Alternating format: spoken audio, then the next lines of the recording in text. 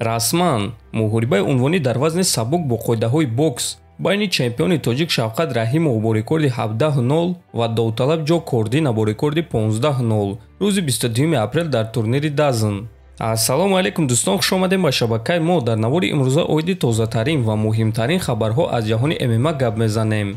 барои пешравии канали мо лайкро зер карда 3-4 калима комментария нависен. мо боша наворро оғоз мекунем. шахсоне ки аз Москва ва Московский област хоҳиши гузаштани граница дорем ва намедонем ки ба кӣ муроҷиат кунем, пас мо ба шумо одамони бабоварӣ, акай ғулом ва акай умедро тавсия медиҳем ки тӯли чанд сол мешавад онҳо дар ин соҳа кору фаъолият мекунанд. И бародаро шуморо аз Москва ва Московский област гирифта ба мошинҳои худ ба границаи Қазоқистон бурда меоранд. Мошинҳои и бародаро мошинҳои замонавӣ буда ҳамаи шароитҳоро доранд. барои ҳамин худи ҳозир ба номерҳои дар рӯи экран буда ё ин ки ба WhatsApp ин номерҳо занг занен ва граница гузашта ҳуҷҷатҳои худро хуб кунен ва агар ки скидка гирифтан хоҳен, пас ҳатман аз номи канали мо Паҳлавон теҷа гап занен.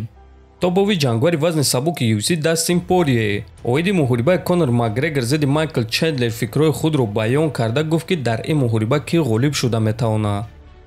дар ин муҳориба барои ғолиб шудан ҳар дуи онҳо имконияти хуб доранд. ман фикр мекунам ки агар Конор бо тайминг ва суръати пешинаи худ баргарда, пас ӯ Чендлерро манъ карда метавонад.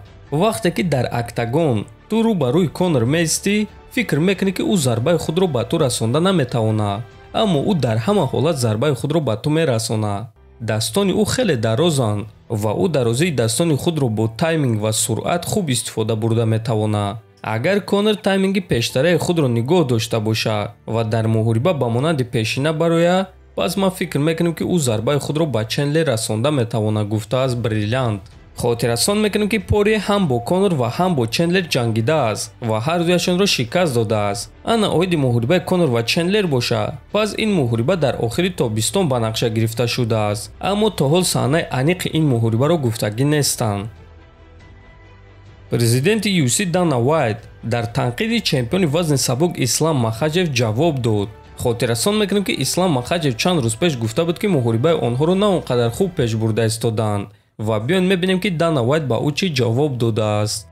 ин суханҳо ҳақиқат надоранд. гӯш кунед, мо бо Ислам оиди ҳамаи ин чизҳо суҳбат кардем.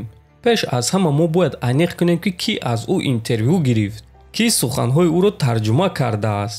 ӯ бо русӣ гап мезанад ва журналистҳо суханҳои ӯро пурра нагуфтанд, танҳо ҳамон ҷойҳои даркории худро бурида гирифтанд. ва баъд ӯ дар Доғистон зиндагӣ мекунад. ӯ аз куҷо медонад ки мо барои пешравии ин муҳориба чӣ корҳо карда истодаем? ӯ ягон чизро намедонад. ин муҳориба яке аз 5 муҳорибаҳои калонтарин дар ҳама замон мешавад.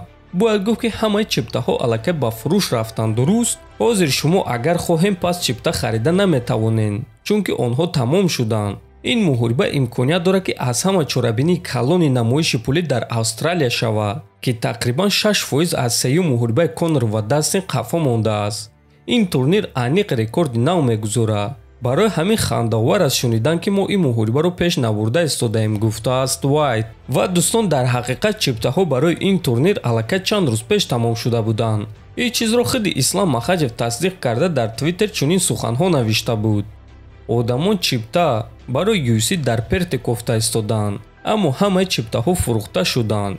аз ҳама муҳорибаи машҳур худи ҳозир Австралия мо нияти шоу ташкил кардан дорем, барои ҳамин омода бошед, навиштааст Махачев.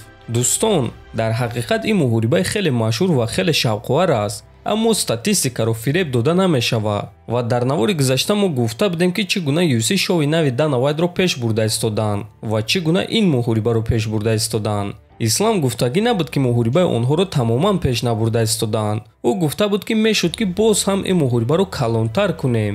аммо чӣ гуна ки мебинем кали Дана Вайт қаҳр кард ва дар ду интервюи худ номи Исламро нагирифт, гӯё ки номи ӯро фаромӯш кардааст. ҳамчунин дӯстон, ба шумо хотиррасон мекунем ки пресс-конференсияи турнири UFC 284 аллакай рӯзи 10 феврал баргузор мегардад ва агар ки шумо тарҷумаи ин пресс-конференсияро интизор бошен, пас ҳатман дар ҳамин навор лайк гузорен. тобовии ҷангвари вазни нимёнаи UFC Ҳамзат Чимаев гуфт ки аз чӣ сабаб барои муҳориба зидди Роберт Уитакер розӣ нашуд. ба ман муҳориба зидди Уитакер дар Австралия дар турнири UFC 284 пешниҳод карданд ва ман розӣ нашудум. гуфтум ки ба Австралия сафар кардан намехоҳам. ма ба онҳо гуфтам ки ба ман муҳорибаи асосии турнир дар Лас Вегас диҳен ки муҳорибаи 5 раунда бошад, то ин ки баъди ин муҳориба ма барои камарбанд ҷангум.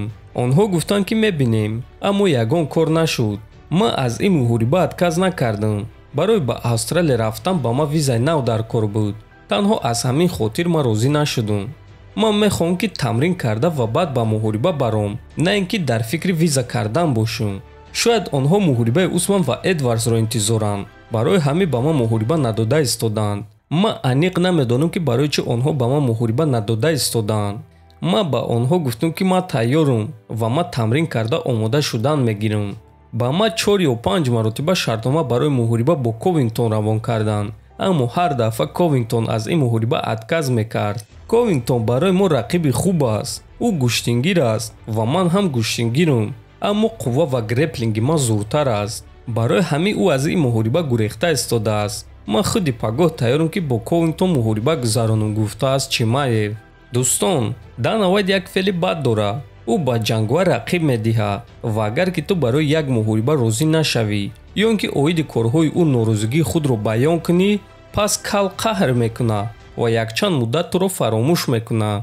ин кор бо Тони Фергюсон шуда буд, бо Ҳабиб Нурмагомедов, бо Фрэнсис Нганну, бо Деметриус Ҷонсон, ҳозир боша бо Ислам Махачев ва Ҳамзат Чимаев. шояд ки аз ҳамин сабаб онҳо то ҳол ба Чимаев рақиб надода истодаанд. дӯстон, ин буд навори имрӯза. ҳатман дар канали мо обуна шавен, фикр ақидаҳотонро нависен. то бо узид хонободу сарбаланд бошен.